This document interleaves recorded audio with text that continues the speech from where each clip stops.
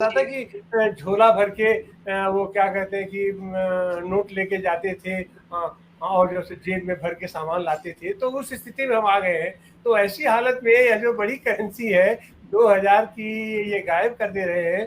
तो एक तो दो ही चीज है कि ये या तो करेंसी का इस्तेमाल ही नहीं किया जाए, और नहीं तो अब तो वही स्थिति आएगी कि 100 रुपया 500 रुपए की आप नोट कर आप जो बोरा बोरा भर के आप पैसा ले जाइए, और थैले में आप सामान लाइए। तो आप इस सारी व्यवस्था को, और ये इस नोटबंदी का ये जो दूसरा चरण आया है, आप उसको किस तरीके से देखते हैं? धन्यवाद तिवारी जी। देखिए, मैं कोई अर्थशास्त्री तो हूँ नहीं, और मैं इस विषय का एक्सपर्ट भी नहीं हूँ, लेकिन एक जन साधारण के तौर पर मैं कुछ बातें आप लोगों के साथ जरूर शेयर करना चाहूँगा। कि पहले जब नोटबंदी हुई तो खुद प्रधानमंत्री जी आए दूरदर्शन के ऊपर, और उन्होंने ये घोषणा की कि नहीं, अब जो है 1000 और 500 के नोट लीगल टेंडर नहीं रहेंगे। तो तब अगर कर सकते हैं तो अब आरबीआई से क्यों करवाया? अब आरबीआई कर रही है तो आरबीआई ने पहले क्यों नहीं किया?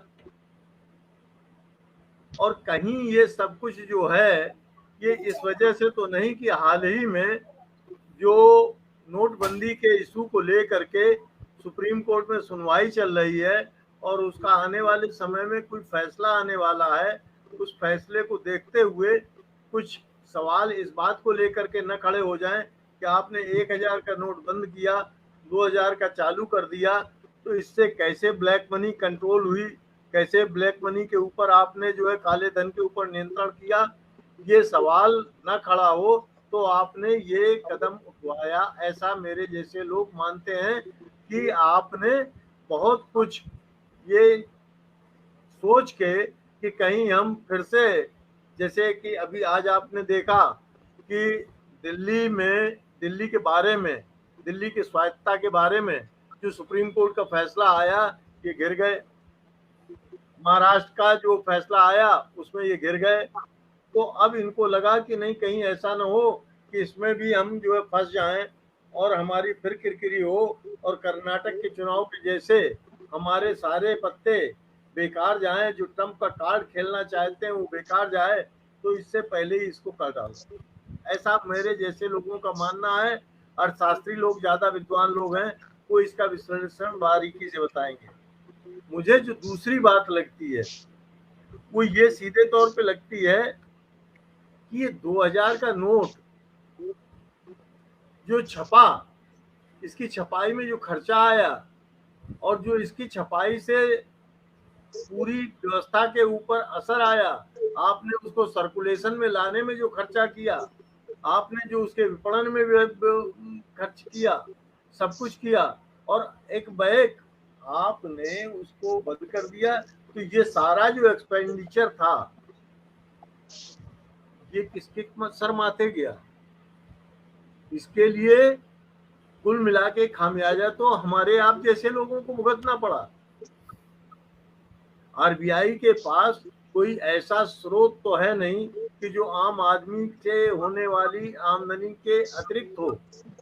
तो मेरे जैसे लोग तो सीधे तौर पे ये मानते हैं कि आपने ये सारी प्रक्रिया बनाई, और जैसे आपने एक नया संसद भवन खड़ा करके जनता के ऊपर एक बोझा बढ़ा दिया, ऐसे आपने 2000 का नोट बढ़ाया, और अपनी प्रचार व्यवस्था की खातिर, अपने प्रोपेगेंडा की खातिर, अपने आप को वजूद में बनाए रखने की खातिर आपने वो काम किया।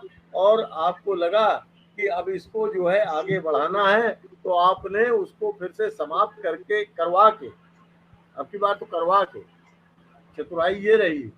आप अपनी पीठ ठोकना चाहते हैं कि नहीं साहब, हम तो बहुत जिम्मेदारी के साथ इस काम को कर रहे हैं। और पिछली बार जब जो नोटबंदी हुई, उससे ये बिल्कुल साफ हो गया था कि आखिर कितने नोट जो है छपे थे, बाजार में थे, और कितने वापस आए, उनमें कहीं कोई विशेष परिवर्तन तो था नहीं। तो ये दलील कि काला धन इससे जो है रोक लगेगी, ये तो बिल्कुल बेबुनियाद है।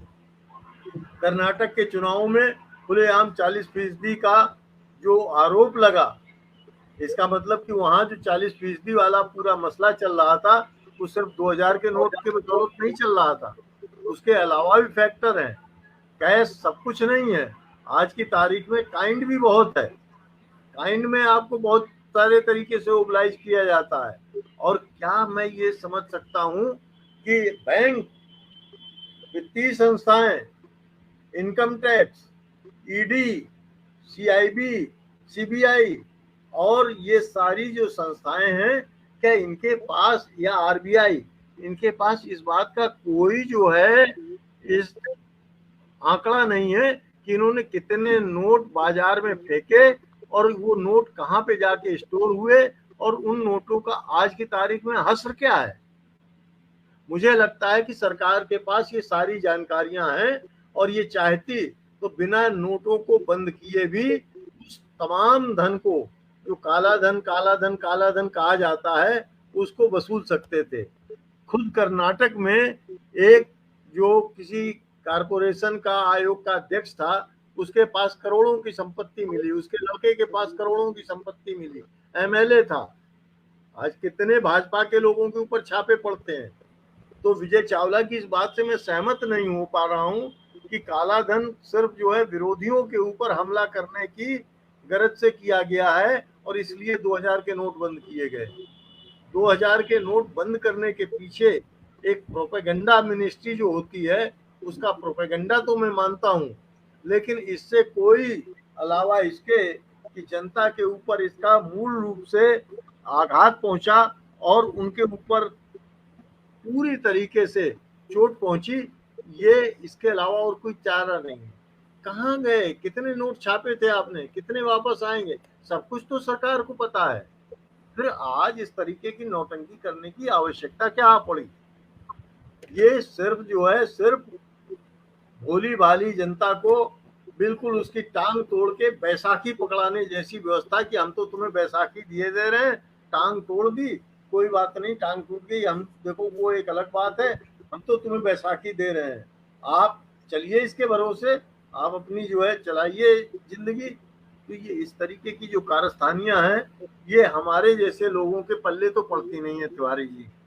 जो विद्वान लोग हैं वो इसको कैसे परिभाषित करेंगे, ये आने वाला समय बताएगा, लेकिन जनता को इससे कोई फर्क नहीं पड़ रहा। लेकिन इस 2000 नोट के साथ एक जो खास बात शुरू हो गई है, वो मैं और आपके संज्ञान में ला जाऊं। आज ही मैं कहीं किसी बाजार के कोने में बैठा था, तो मैंने ये देखा कि ये जो 2000 का नोट है अब 1900 और 1800 का बिकने लगा है। तो ये जो 200 रुपए बीच के हैं, ये कहाँ जा रहे हैं? यानी आपने और काला धन बनने की एक व्यवस्था आगे बढ़ा दी है। बाजार में जिन लोगों के पास 2000 के नोट है, वो अगर अपना नोट 1800 का बेच रहे हैं, तो जो 200 रुपए उसके आधार पे बनेंगे, वो जाएंगे कहाँ? वो काला धन है। और सर शुक्ला जी,